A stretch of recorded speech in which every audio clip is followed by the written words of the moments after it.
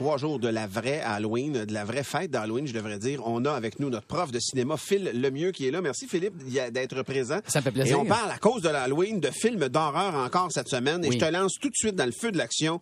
C'est quoi le classique des classiques de l'horreur en cinéma, selon toi? Écoute, c'est peut-être cliché, mais je vais nommer Nosferatu, qui est la première adaptation de Dracula. Il y a eu un film de Dracula. C'est un vieux film, ça, là. Oui, muet. Ça date de 1922.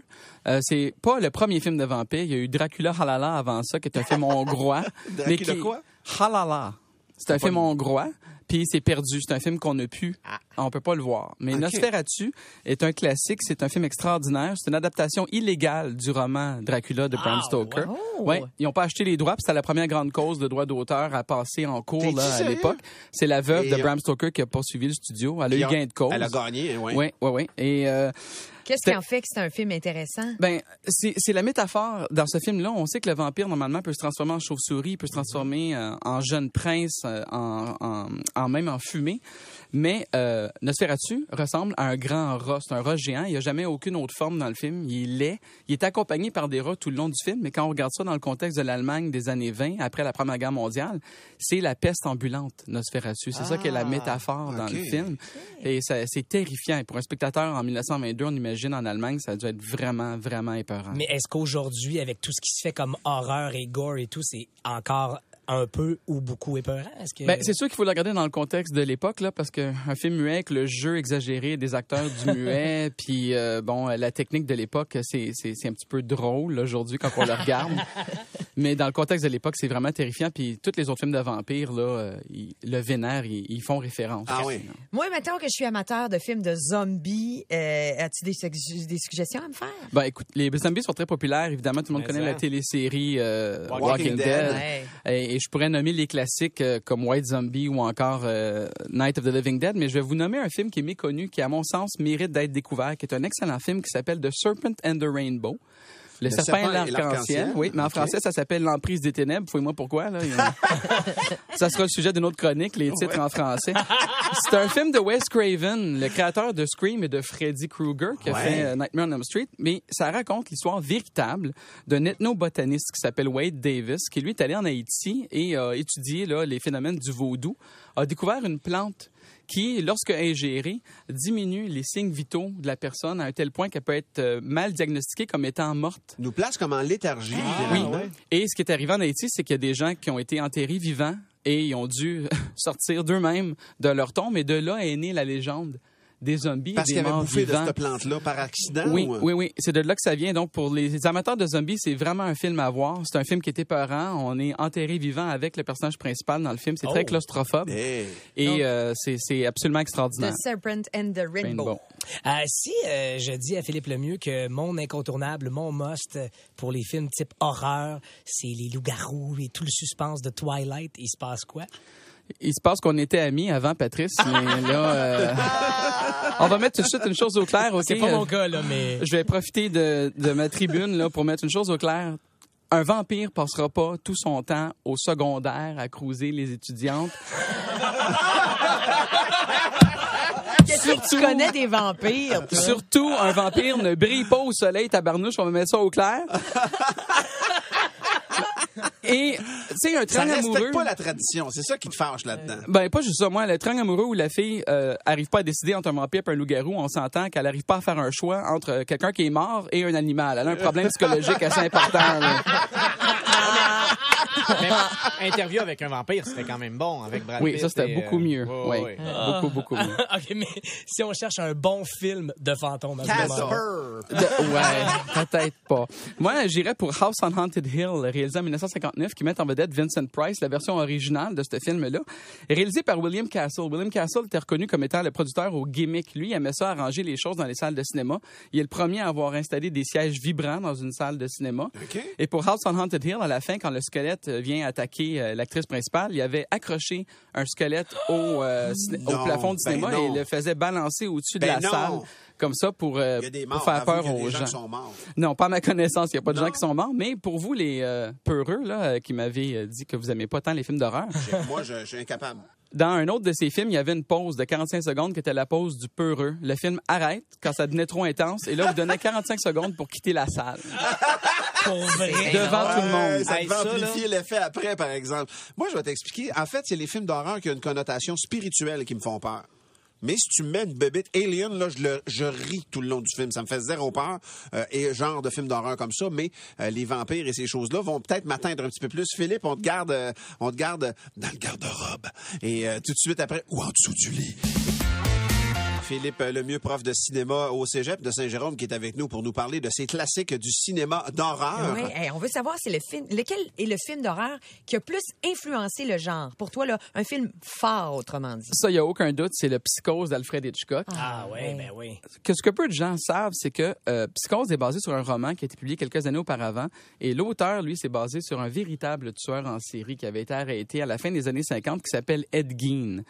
Je décrirai pas à la radio les crimes de Ed Gein, mais vous dire qu'il a inspiré Psychose, mais aussi Massacre à la tronçonneuse, mais aussi Vendredi 13. Ben, mon Dieu. Okay. Et aussi Le silence des agneaux. C'est tous des films qui font référence aux crimes de Ed Gein. Alors, c'est vraiment un tueur en série marquant dans l'histoire.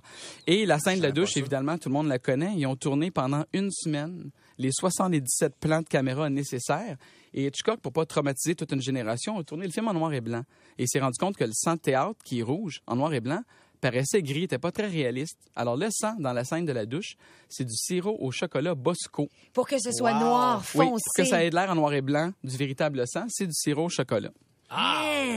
Et dis-moi donc, la scène, mettons, là, du Ed Gein, tu veux pas décrire ses crimes, mais y a-tu dans un film des scènes de violence qui sont directement inspirées de ce gars-là, tu sais-tu? Massacre à la tronçonneuse. Oh. Oui, Massacre à la tronçonneuse. Il C'est un fait gars des qui a choses qui sont très décapité. Ed Gein. Je viens de le taper sur Google, G-E-I-N, Ed Gein. Oui. Même sa maison est de l'oak. Et pour vrai, si vous voulez un peu avoir peur ce matin, puis dites-vous que tout ça est vrai, là. Et d'ailleurs, les habitants de la région ont brûlé sa maison après son arrestation. Ah oui, hein? On parle de classique, mais mettons quelqu'un qui est fan d'horreur et qui veut voir un film en HD. Non, mais un film aujourd'hui quand même assez récent, c'est quoi la suggestion que tu...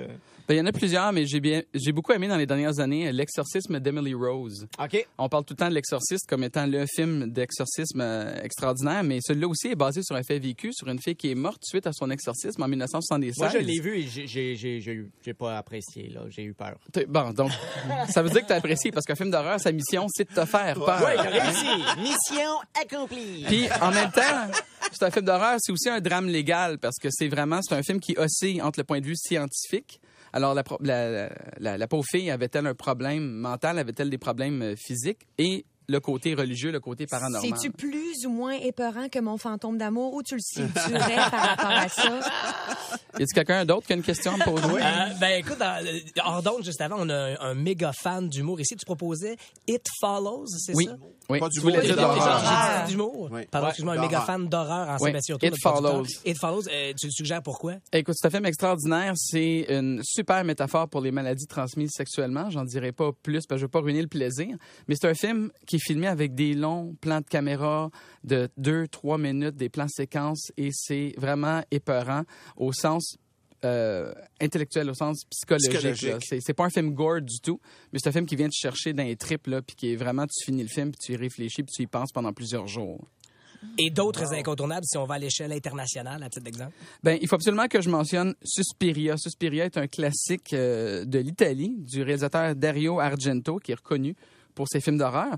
Et si quelqu'un en ondes veut écouter un film qui est vraiment un cauchemar mis en image, là, il faut absolument regarder Suspiria. C'est un film qui a été tourné en Technicolor. C'est l'un des derniers films tournés avec ce procédé-là qui nous a donné Le Magicien d'Oz et Gone with the Wind. Donc, beaucoup de couleurs primaires, le rouge, le vert.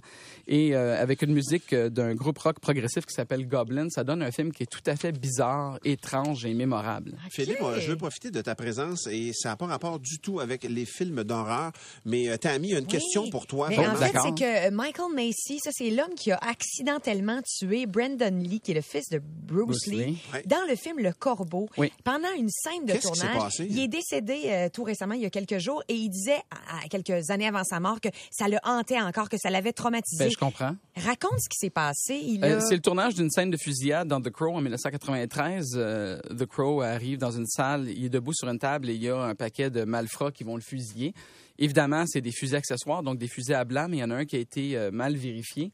Puis la projectile a atteint Brandon. Il y avait une vraie balle dedans. Non, c'est pas une vraie balle. C'était des blancs, mais des blancs aussi, il y a des vérifications à faire, puis il y a quand même quelque chose qui sort. Une particule qui est partie. Oui, et c'est ça, puis ça l'a tué malheureusement Brandon Lee à l'âge de 28 ans. Et on voit, ils ont conservé la scène dans le film. Oui, ben ça, c'est quand ça arrive, c'est qu'il y a toutes sortes de tergiversations avec les avocats pour permettre... donc, on a demandé dans ce cas-ci à la veuve de Brandon Lee la permission de terminer le film. Et The Crow, donc, il y a de la doublure là-dedans. Il y a aussi de l'image faite à l'ordinateur pour compléter le film. Mais la scène de fusillade où il est décédé, effectivement, est toujours dans le film. Et ça peut être une bonne suggestion de film. C'est pas un film d'horreur, mais c'est quand même un film qui met dans l'ambiance de l'Halloween parce que c'est assez glauque. Oui, c'est un... tout à fait. Oui, on pourrait le considérer à cet ainsi de l'année. Oui. Merci beaucoup, Philippe Lemieux, de ton avis ce matin comme professeur de cinéma au Cégep de Saint-Jérôme. On se reparle très bientôt. Et bonne Halloween! Tu tapes ça en rafale en fin de semaine, des films d'horreur, ou t'es tranquille là-dessus? Non, je risque d'en regarder quelques-uns, puis je vais me déguiser aussi pour donner mes cours. C'est quoi ton costume? Tu te déguises en quoi? Pour donner mes cours. Prof de littérature. Là, je vais ruiner le punch, mais je vais être déguisé en Indiana Jones toute la journée. C'est pas un punch, ça. Je suis sûr que c'est ça chaque année.